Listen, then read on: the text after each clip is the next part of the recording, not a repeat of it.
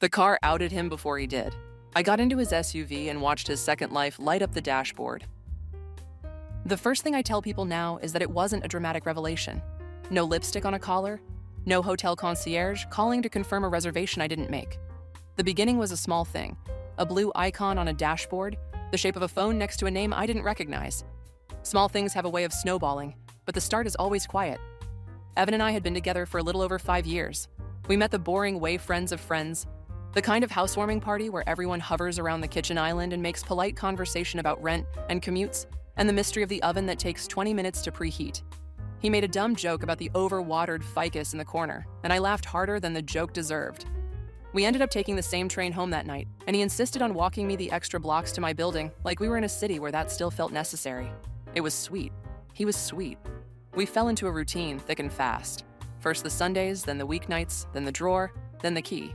2 years in, he moved into my place because it had more light and an actual view that was more than the brick wall of the neighboring building. I joked that he was just here for the morning sun, and he said the quiet part out loud. Yes, and for me. He was the kind of boyfriend everyone approves of. He remembered my coworkers' names, bought my dad the exact right bottle of bourbon when we went home for Thanksgiving, asked my mom about her knitting projects, and actually listened to the answers. He wasn't flashy, he was reliable. A man who brought his car in for oil changes on time and took the recycling out without being asked. People underestimate the gravitational pull of reliable. We weren't perfect. We had our arguments, petty domestic snips about whether you rinse dishes before they go in the dishwasher, you do, and larger ones like how much time we owed his family on holidays, less than he thought. But the bones of us felt strong. The plan was there, even if we didn't always speak it out loud. Keep growing the life we were growing. Save a little more. Maybe buy something bigger with a second bedroom that we would call an office and secretly call a nursery. He loved his car. That's relevant. He had a used but pampered mid-size SUV he called the workhorse. He washed it himself because the car wash always left water spots. He kept the interior neat except for the center console, which had a little graveyard of gum packs and receipts. He taught me how to use the built-in navigation even though I never needed it. He liked doing that teaching. He liked being good at something in a way that someone else could see. 4 years in, he got promoted. The promotion came with a title that had more nouns than it needed and a new kind of exhaustion. There were dinners, presentations, offsites, and a new watch he didn't buy himself. I noticed he started dressing a tick sharper, slimmer suits, a cologne I hadn't smelled before. He said the new VP wore it and he asked about it.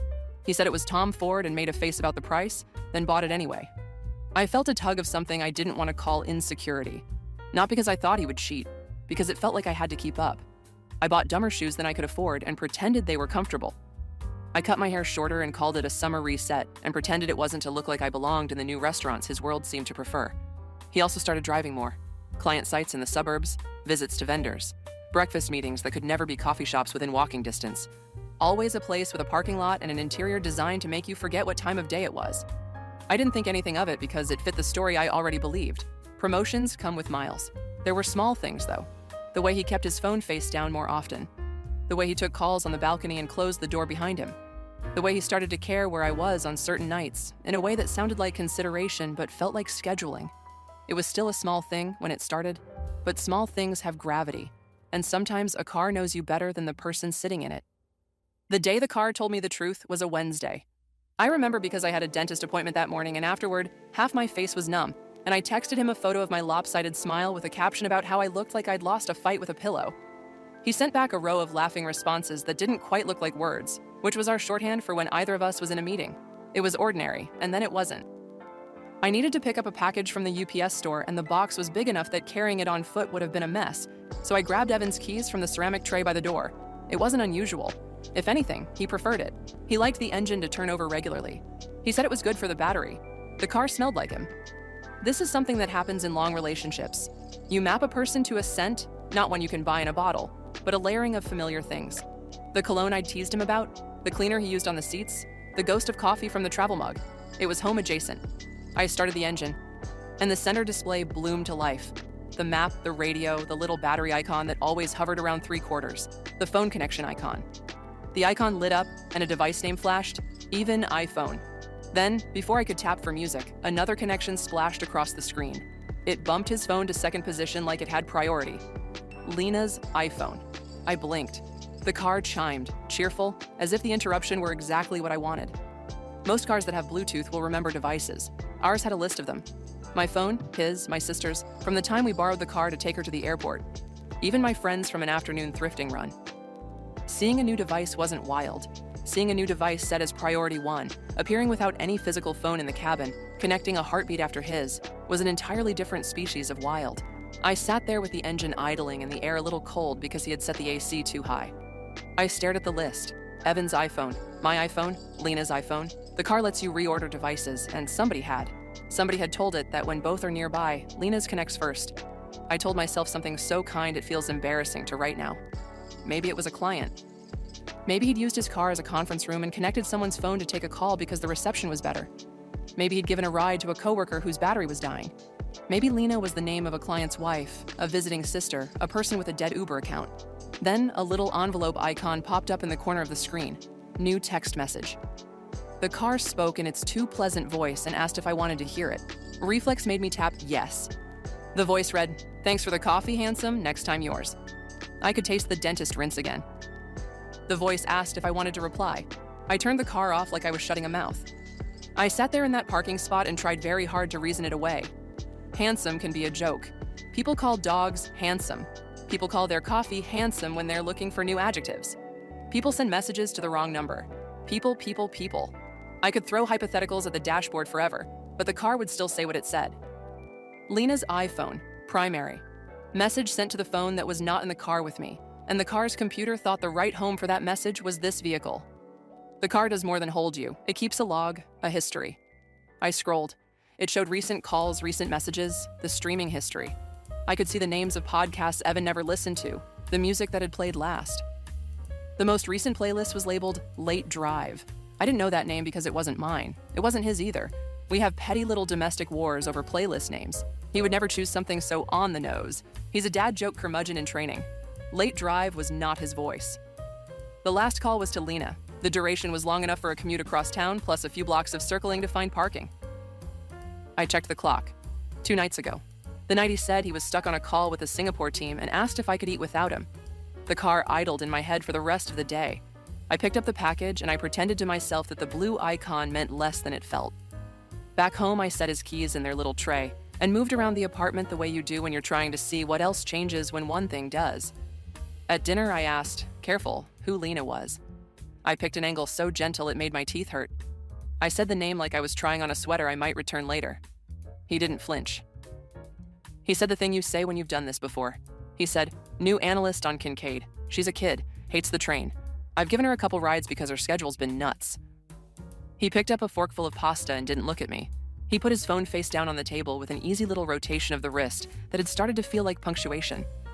I watched the phone sit between us like an extra place setting. I nodded the way you nod when you are marking a story for future reference. Analyst, new, long hours. The car knew her name. The car called her first. She called him handsome. I went to bed with a stomach that felt like I'd swallowed a bag of ice. Small things. The rule of small things is that if you write each one down, eventually the list is long enough to read as a chapter. I didn't become a detective overnight. For every person who finds one message and packs a bag, there are 10 of us who wait for the chorus. I wanted a choir. I wanted such ridiculous proof that if I took it into court, the judge would nap through the closing arguments. When you've spent 5 years believing in someone, you don't tear that belief down without putting scaffolding around the truth. The car gave me scaffolding. It was a simple thing at first, just a check of the devices list every time I sat behind the wheel. His phone, mine, hers. His appeared only when he was near. Mine when I was. Hers, like a ghost, flickered in and out even when I knew she wasn't physically in the car. It meant the last pairing had been recent. It meant the system still thought of her as likely. Cars like ours store call logs for convenience. Tap the phone screen and it shows favorites, recent, missed. I took photos with my own phone when I sat in the grocery store parking lot. I deleted them later because the act of saving them made me feel sicker than I expected. But the images are still in my head. There was a pattern. Evening calls that started just after he left the office and ended roughly when I expected him home. Morning calls that began before I was awake. Long Saturday conversations labeled as unknown, even though I knew they weren't. If you change a contact to initial only or remove the name entirely, the car sometimes falls back to the old display because it caches differently than the phone. It said her name more often than his phone did. That should have been enough, but I needed something to anchor it to the real world. I didn't want to be a person who accused a man of cheating using an evidence sheet printed by a Toyota. I looked for Lena in the obvious places. LinkedIn, company page, event photos. She was there, smiling in the politely professional way that all corporate headshots dictate. She was younger than me by a handful of years. She wore a blazer I owned in an earlier life. Her bio said she ran track in college and loved making elaborate breakfasts on weekends. I stared at the bullet points that HR thinks make you human, and I nearly laughed. Pancakes and sprints. It made me want to dislike her more than I did, because the truth is that my anger did not yet have a clear shape. It was easier to be mad at a woman who has not yet learned that you cannot consistently call a man handsome who cohabitates with someone else without consequences.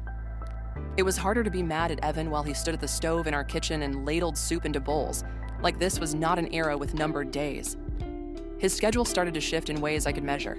He was suddenly flexible for things he'd previously put off dinners with the friends he always claimed were exhausting, but rigid about nights I suggested. He became very precise in the way liars become precise.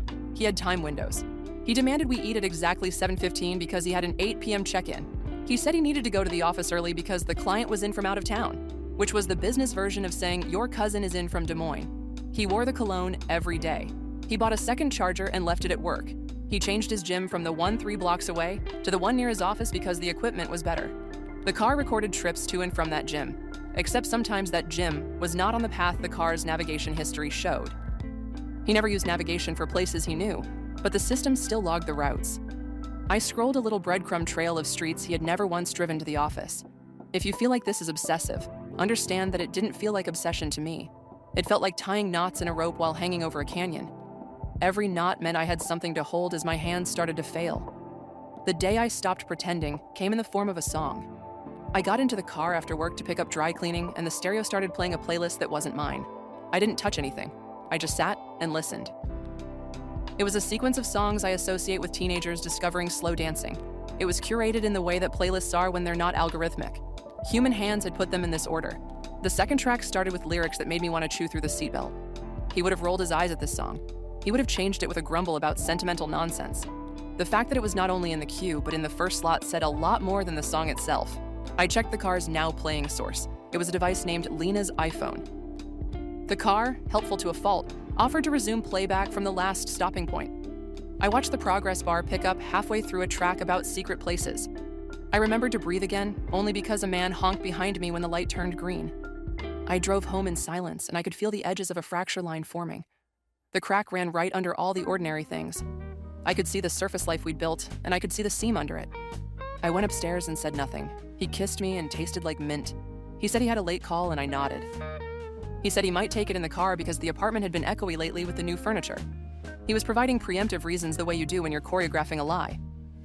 The car sat 2 floors down like a dog that knows exactly where its owner's shoes have been. I didn't accuse him that night. I didn't accuse him for 3 more. I collected small things until they arranged themselves into an indictment. Small things? He started keeping a second pair of running shoes in his trunk. Small things. A receipt for a coffee shop nowhere near his office. Small things. A smudge of unfamiliar lipstick on the underside of the passenger visor mirror. So faint I might have been imagining it if I hadn't seen the exact shade on her LinkedIn photo. By the end of that week, I had a list long enough to call a story. I am not proud of what I did next, but I do not regret it. I opened the car's settings and turned on the feature that reads, "Text aloud automatically when connected." I set it to always. The next time I drove anywhere, if a message came in while the car believed Lena's phone was connected, it would announce it to the empty cabin. I told myself I would turn it off later. I didn't. The car told me things a person won't. The first message the car read to me was absurdly banal, the way a revolution often starts with a small bureaucratic error. It was the next morning. I had an early meeting and took the car because rain was threatening and I hadn't waterproofed the new shoes I couldn't afford. As I turned onto the main road, the car chimed and the voice said, "New message from Lena's iPhone. Do you want to hear it?" I had told it yes before it asked. Message reads, "Do you want your coffee how you like it, or do I get to decide this time?" The voice asked if I wanted to reply. I did not. The voice asked if I wanted to hear it again. I did not.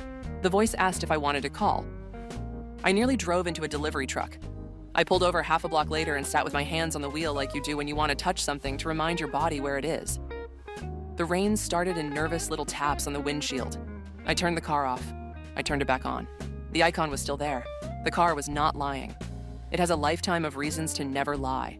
Mechanical honesty. It does not have shame. It will say the thing aloud even when no one wants to hear it. You might think I would have driven to his office or to the coffee shop it hinted at. I didn't. I drove to work because the most terrifying thing about betrayal is the way you can still do regular life while inside you are a pile of hot metal. I sat in a meeting and said the words I was supposed to say and typed numbers on a page while the caption of my day ran like this: "Your boyfriend is in love with someone named Lena, who buys his coffee and calls him handsome, and whose phone has replaced yours as the car's favorite." At lunch, I went back to the garage and sat in the car with the windows up. I scrolled the call list again. I checked the navigation history I had not told myself I was checking. It recorded a favorite that was new. It had saved a destination for home that was not our address. It's a convenience feature tap, home to navigate back to where you live. He had set one for himself, I had set one for me. The car now had 3 entries labeled home. One was ours, one was his parents' house 2 states away. The system had imported it from his phone's contacts. The third was in a neighborhood I had never had reason to drive through, a street with maple trees and a line of townhouses all identical except for their planters. He had tapped the star next to that address. He had told the car, "This is home too. If you want to feel your ribs loosen, discover that your shared machine knows a second place your partner calls home." The meeting after lunch passed like a videotape would have if you forgot to press record. I went back to the garage. I sat. The car's climate control hummed because it is indifferent to human melodrama. And then, because the universe has a lazy sense of timing, the car announced another message before I had even turned the engine over. New message from Lena's iPhone. It said, bright and neutral: "Read, I'll be ready at 7. You're picking me up, right? The blue one, please." The car did not say what the blue one was. Perfume? Dress? Umbrella? Wine? Bodies learn to understand what is not said by which words are not needed. I turned the car off again. I went back upstairs and I did the next absurdly ordinary thing. I answered emails. By the time evening came and he texted that he would be late, order something without me, I had turned the shape of my anger into a plan. If I confronted him at home, he would use the home field. He would sit on our couch and mention our rent. He would use the sound of our dishwasher as a metronome for his apologies. I wanted none of that. I took the car to the neighborhood with 3 homes. I parked far enough away that I could pretend, if anyone asked, that I was lost and thinking about gentrification. I watched the street. At 6:54, he pulled up and parked badly because he always parks badly when he is excited. At 6:58, she came out of a townhouse 3 doors down from the starred address. She wore a blue dress that would have made me clench my jaw even if the message had never specified a color. He got out of the car on his best behavior and walked around to open her door. I watched my boyfriend practice chivalry on another woman using the hinges of our car. People asked me if I went up to the window and knocked. I didn't. The only reservoirs of courage I had left were being used to remain a whole human in a front seat. I watched him lean in and kiss her, the way you kiss someone you are genuinely happy to see. I watched my car register the presence of the third phone as it connected. The display lit up even from where I sat. Lena's iPhone. It announced itself like a coronation. He pulled away, and our car drove down the street with them in it. I watched the brake lights diminish like they were a theatrical cue for me to move to the next act. You can be destroyed and also practical. I opened my notes app and wrote 3 lines so my brain would not slosh it away later. 6:58 blue dress. 6:59 kiss. 7 car connects to L's phone. It felt like writing down what kind of knives are in a museum case. I had no idea what I would do with it. I just knew that future me would accuse present me of misremembering if I didn't log it in ink. I went home and put his keys on the tray the way he liked. I stood in our kitchen with my hands flat on the cool of the countertop and counted backwards from 100 until my lungs recalibrated. When he came home after 10, he smelled like a restaurant we could never get into without a reservation and a way to pretend we belonged. He kissed me forehead first and said something about long days and tomorrow being worse. I said okay. I said goodnight.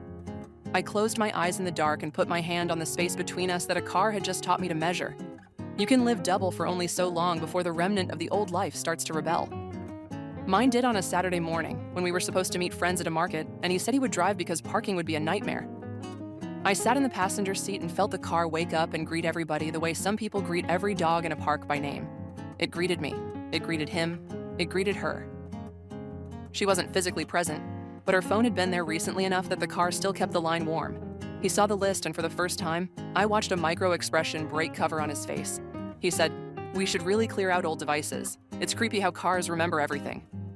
It came out too fast and too bright. A line delivered off teleprompter speed, tripping over itself. I said, "Whose is Lena's?" He shrugged.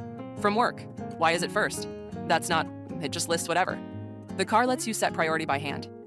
He gripped the wheel in a way that would have made a driver's ed instructor intervene. "Do you really want to have a fight about Bluetooth on a Saturday?" I heard the word fight and cataloged it. I had asked a question. If asking a question is a fight, a person is afraid of the answer. He tapped a few buttons on the screen and removed her device. He hit forget this device with a flair I recognized from the way he throws away junk mail when he is performing the ritual of being done. There, he said, like that. Happy? The satisfaction in his voice wanted me to be grateful, as if the problem had been the icon and not the hours and the blue dress. I said, her phone may be forgotten. Is she? His jaw did a tiny shift like he was realigning it. This has gotten weird. I gave a ride to someone twice and you're acting like I brought a woman home to our bed. He had brought her home to our car and taught the car to greet her like family. In that moment, that felt worse because the car was my witness.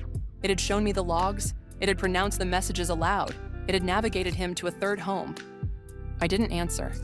I didn't want to spend the small change of my rage in a moving vehicle. We went to the market and bought peaches, and he made a joke about ripeness to our friends, and I smiled and the car sat in the sun, innocent as a dog tied to a tree outside a shop that sells expensive pickles. Back home, I weighed the power of all the small things and decided I needed one large one. I needed him to hear the voice that had been speaking to me. I needed the car to be in the room. That night, I asked if we could take a drive. He looked at me like I had just suggested we go to a second grocery store to see if the avocados were different. But he agreed because for years, we had been the kind of couple that went for drives for no reason other than to look at houses we could not afford and imagine different lives inside them. We drove aimlessly for a while until I turned on the setting he had theatrically turned off. I scrolled to the messages screen and left it open. The universe, again lazy, provided. His phone buzzed. The car, obedient, read, "I'm up early. Wanna run? Your place or mine?"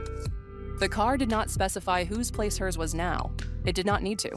He jerked the wheel in a small, involuntary way that made the car do that supportive beep it does when it believes you are drifting out of your lane. He said, "That's a client. She..." I tapped the message and hovered my finger over call. "Say the rest of that sentence out loud," I said. "And if you say it's a client, I'm going to ask you what project she's on. And if you say Kincaid, I'm going to tell you I wrote down the times and the places and the names and the nights and the way this car has been kinder to me than you have." It was not theatrical. It was not a monologue. It was a line delivered by a person who had touched the bottom and found there was still floor. He did the thing people do when they realize the stage is smaller than they hoped. He made himself big. He said, "You've been spying on me with a car. That's insane." I said, "This car is a witness, not a spy. You brought her into it. You connected. You set preferences. You set her home. The car didn't betray you. You did." He tried to laugh in the way you laugh when you want to disarm. He failed. The sound came out like a cough. We pulled into a vacant lot because neither of us should have been operating machinery by then. I opened the glove compartment and pulled out the maintenance log he keeps like a pilot. I put it on his lap. "You wrote down the dates of every oil change this car has ever had," I said. "You kept better records for a machine than you did for your promises." He stared at the book and then at me. There was a moment where I saw him consider crying, not because he was sad, but because tears are a useful tool in certain negotiations. He didn't cry. He did something worse. He went quiet and his face arranged itself into a long, exhausted line. He said, "I didn't mean to hurt you." People think that line helps. It doesn't. It makes you want to put your head through the windshield and scream that you didn't mean to pay rent on time either, and yet here you are. I said, "Get out." He looked at me like I had switched languages. "Get out," I said again. "I don't want you in this car with me." He got out. He stood on the gravel with his hands in his pockets, and I watched him through the windshield. He looked small in the way a person does when the reference points change. I drove home and left him there because I needed to be the person who put herself somewhere safe before I could be the person who dealt with what to do next. He came home an hour later on foot and let himself in because I hadn't changed the locks and asked me if we were done. I said we were done in the car. We could talk in the morning. I slept in the spare room for the first time since we bought the bed. Morning was a series of chores. I collected his chargers and his shaving kit and the socks that collected under the couch like a family of mice. I folded them into a neat pile because the pettiness of throwing them out would have made me feel dirtier than what he had done to me. He came into the kitchen and said my name like a question. I said, "I am not going to draw your confession out of you like a splinter. You get one chance to be honest. Did you sleep with her?" He looked at the counter and then at the sink like he was checking if it was clean enough to stage a confession. "Yes," he said. The word was worse than anticipated. I had built a small case around maybe in just texts, and we haven't, and we're just... because it preserved a shred of dignity for me. Yes, razored that away. "How long?" "Months." "Where?" He named places that made my stomach turn because they were so ordinary I had probably walked past them. He named her building because I already knew it. He named the back seat of our car once like it was a detail he thought might make him sound spontaneous rather than monstrous. Why? I said, not because I believed in why, but because you ask. You always ask. He said the lines about feeling seen and feeling new, and how routine is a trap, and how he had not gone looking for it but found himself there anyway. The word found, as if he had been picked up by a tide. I said the line I had practiced in my head against the steering wheel. The car knew you better than I did. He said, that's not fair. I said, neither is any of this. He tried an apology that would have worked on another life. I told him to pack a bag. He packed a bag badly because he was shaking. I stood in the hallway and held myself very upright so that I would not fold. When he left, he said he would call me at night to check on me like I was an elderly neighbor after a storm. I told him not to. The house reacted the way houses do when one person leaves. It sighed. The air changed. The refrigerator sounded louder. The shower had a different echo. I walked around and touched surfaces like I was apologizing to them for what they had witnessed. People will ask if I texted her. I did not. I did not want to play a part in his second act. I did not want to audition for a role in a drama where she gets to pretend she didn't know and I get to pretend I believe her. I called my sister. I called my best friend. I said the words out loud. He cheated. The car told me, yes, the literal car. There was a pause each time when the person on the other end tried to decide if they were allowed to laugh at the mechanism of the discovery. They did not laugh. Good friends know that the ridiculousness of the delivery system does not diminish the payload. I went to the garage and sat in the car. I did not start it. I just sat there because it had been the only thing that told me the truth. I put my hand on the steering wheel and said, thank you, out loud, to a machine. It felt both insane and appropriate. I turned off the automatic message reading. I renamed my phone to a pet name I hadn't used for myself in years and put it first in the list. I deleted every other device and left as in there as a reminder to myself that forgetting is not the same thing as erasing. The private part ends the minute someone else knows. The public part begins when you have to add footnotes to your life. I told my manager I needed a day, and she said take 2. I told my parents, and my mother made a sound that mothers make when they know your bones hurt. My father asked if I wanted him to come take the car. I said that the car was on my side. Friends came by with groceries and cheap wine, and that look people get when they are trying to see if the crack in your surface is wide enough that you might fall in if they say the wrong thing. I asked them to help me move the couch and rearrange the room so that my eye line did not always land on the space where he used to sit. It helped. So did buying new sheets and sleeping diagonally. He texted 3 days later, and I did not reply. He called a week after that, and I let it go to voicemail. He sent an email with an apology that had the shape of one of those letters you write because a therapist tells you to. I did not read the whole thing because I have learned that sometimes closure is a locked door you do not open. The company holiday party was a month later, and I had to decide whether to go. I went because otherwise I would have made a new habit of avoiding shared reality. He went because men like him always go to parties. They are proof that the world continues to welcome them. He did not bring her, not because he was decent, but because he knew I would be there. He looked smaller in a suit I used to think made him look like he had arrived somewhere. He approached me near the dessert table where I was eating a brownie because sugar sometimes steadies the hands. He said my name like a question. I said hello like a neighbor you only wave to. He asked if we could talk. I said no. He asked if we could talk later. I said no. He said he was trying. I said try elsewhere. He said he had made a mistake. I said he had made months. He looked like he wanted to tell me that she had been nothing. I said, do not make her nothing to make me something. You cannot use women that way as sandbags against the flood. He nodded then, once, a movement that read as comprehension even if it probably wasn't. He left me with the brownies, and I did not cry in a bathroom stall because I had done my crying in a car. If you are looking for the moment where I became a phoenix, I am not going to write it for you. I did not rise from ashes. I sifted them. I put some in a jar and labeled it lessons. I put some in another and labeled it warnings. I vacuumed the rest slowly over time until they were not the first thing you noticed when you walked into the room. I sold the car. I did not need to, financially. I did not need to, logically. It had been good to me. But sometimes the witness cannot continue to live in the same house as you. The man who bought it complimented the condition. He asked what I did to keep the interior so clean. I said we wiped spills when they happened. He said that takes discipline. I said it takes telling the truth the minute it lands in your lap. I bought a smaller car that fit me and only me the way a coat does when you accept the climate you live in.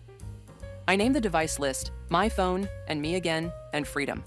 It was theatrical and also appropriate.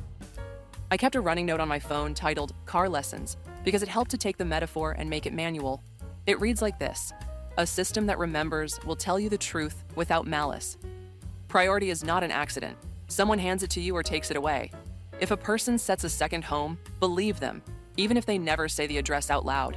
Do not debate someone on the shape of a feature they manually turned on. Machines are indifferent to your denial. Sometimes that is a gift. You are allowed to drive yourself away. I dated, badly at first. I spent a coffee watching a man interrupt the barista and thought about how many small things hide in a person's morning. I took up swimming again, because the pool is a place where phones do not follow you and cars cannot speak. He texted me after 9 months a link to an article about a model of our old car being recalled. He said, "Thought you should know." I said, "It told me when something was wrong. It always did." He didn't respond. There is not much to be done with a sentence like that except to go be a different person in a different place. People sometimes ask me if I ever confronted her. I did not. The story of him and her is a story I do not need to carry. I had enough with my own. It has been long enough now that when I pass a car like our old one, I do not feel like I might throw up. I think about how the dashboard light is exactly the same warm white in every vehicle of that make, and how it will say the same sentences to anyone who asks. It comforts me that the truth is mass-produced somewhere. It means I was not unlucky. I was simply late to listening. I still check the devices list in my car sometimes, a nervous tick, a superstition. The list is short, it is mine. It is a little embarrassing how much relief I get from seeing only me. I moved apartments 6 months after selling the car. The new place has less of a view, but more of a feeling I like to call breathable honesty. There is no tray by the door for shared keys. There is a hook with my name on it because the landlord thought that would be cute. It is. When I think about Evan, I don't think about the blue dress or the kiss in the street or the messages the car read with that neutral voice. I think about the moment he told the car that her place was home and how the car did not rejoice. It just stored the preference. When you love someone, you store their preferences and you hope they do not change them without telling you. He changed his and forgot to be human enough to say it out loud. The last thing I will say is not a moral. It is a procedure. If a small thing starts to feel heavy, write it down. Not because you want to build a case, because your future self will deserve the dignity of reading the truth in your own handwriting when someone else tries to rearrange the facts. The car did not save me. I did that. The car simply refused to lie. That, in the end, is what I want from anything I keep close. A refusal to lie, even when the truth is ugly, even when the truth is boring, even when the truth is a small blue icon that lights up a dashboard on a Wednesday morning and quietly rewrites your life.